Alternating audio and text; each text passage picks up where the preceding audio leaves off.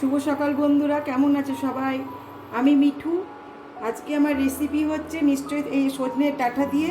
তোমরা এই থাম্বনেলটা দেখে অবশ্যই বুঝতে পেরে গেছো আজকে সজনে ডাঁটার রেসিপি হবে। সেটা হচ্ছে সজনের ডাঁটার তরকারি, শুক্তো এসব কিছুই নয়। আজকে হচ্ছে সজনের ডাঁটার টক, রাঙালু সহকারে সজনে ডাঁটার টক। তার জন্য চলো দেখতে থাকো কি করছি। আমি প্রথমে কড়াইয়ে সাদা তেল গরম করতে দিয়ে দিয়েছি। এবার আমি ওই তেলের মধ্যে সজনে ডাঁটাগুলো দিয়ে দিলাম।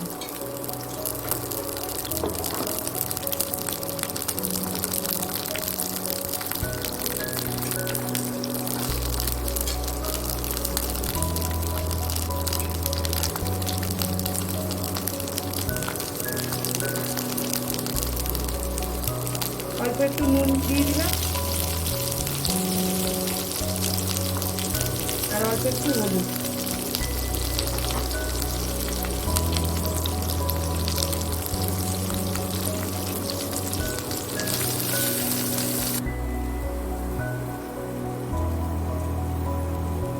আমার ডাঁটাটা ভাজা ভাজা হয়ে এসেছে। এবার আমি এই ডাঁটার মধ্যে এই বেগুন লম্বা লম্বা করে কেটে রেখেছিলাম, এই বেগুনটা দিয়ে দিলাম।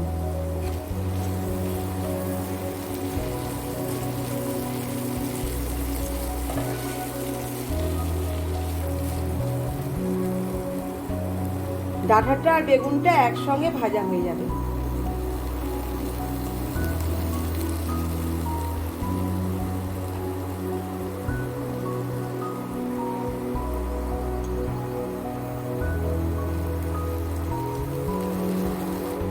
আমার ডাঁটা আর বেগুনটা ভাজা ভাজা হয়ে গেছে। এবার আমি এটা নামিয়ে নেব। কড়াইয়ে অল্প তেল দিয়েছিলাম, সেটা গরম হয়ে গেছে। তার মধ্যে আমি শুকনো লঙ্কা দুটো দিয়ে দিলাম।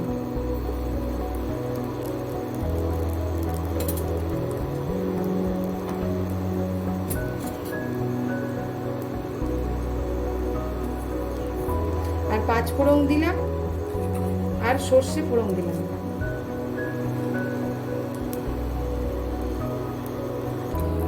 একটা গোটা রাঙালু গেটারে কেট করে রেখেছি, সেই আলুটা দিয়ে দিলাম। রাঙালুটা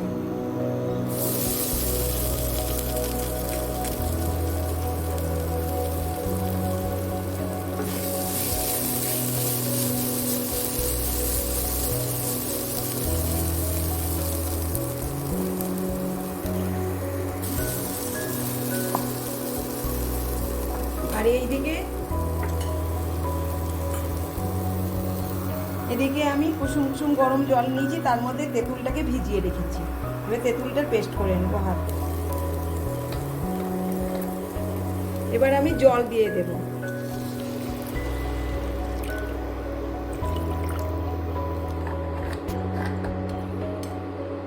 হলুদ দিয়ে দিলাম আর নুন দিয়ে দিলাম।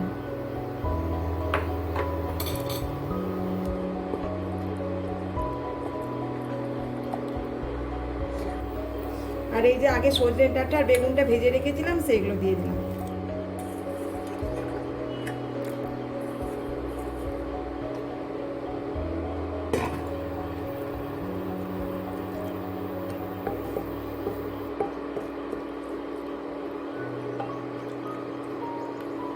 এবার আমি চাপা দিয়ে রাখবো এটা 5 মিনিটের জন্য।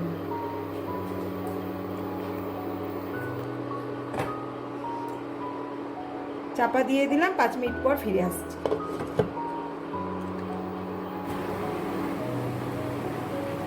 ডাঁটাটা সেদ্ধ হয়ে গেছে। এবার আমি যে এই তেঁতুলটা গরম জলে গুলে রেখেছিলাম, এবার সেই তেঁতুলের জলটা দিয়ে দেব।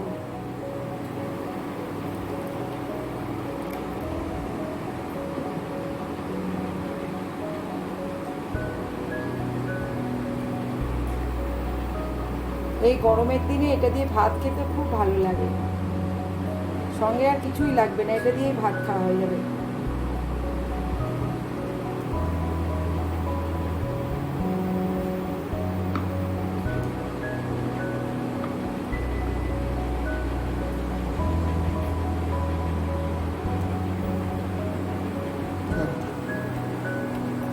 আমি আখের গুড় দিয়ে দিলাম। এটা আমি আখের গুড় দিয়েই করব। আর এটার মধ্যে আপনারা যদি মনে করেন এতে আলুও দিতে পারেন, আমাদের বাড়িতে আলুটা খুব একটা পছন্দ করে না, সেই জন্য আমি আর আলাদাভাবে আলু দিই না। রাঙা আলু দিয়েছি, সেই জন্য আমি আর আলু দিই না। এবার এটা ফুটে গেলেই নামিয়ে নেব। আমার সজনে ডাঁটার টকটা রেডি হয়ে গেছে। এবার আমি ভাজা মশলা ছড়িয়ে দিলাম। এতে আছে মৌরি, জিরে, ধনে আর শুকনো লঙ্কা। এবার আমি এটা নামিয়ে নেব।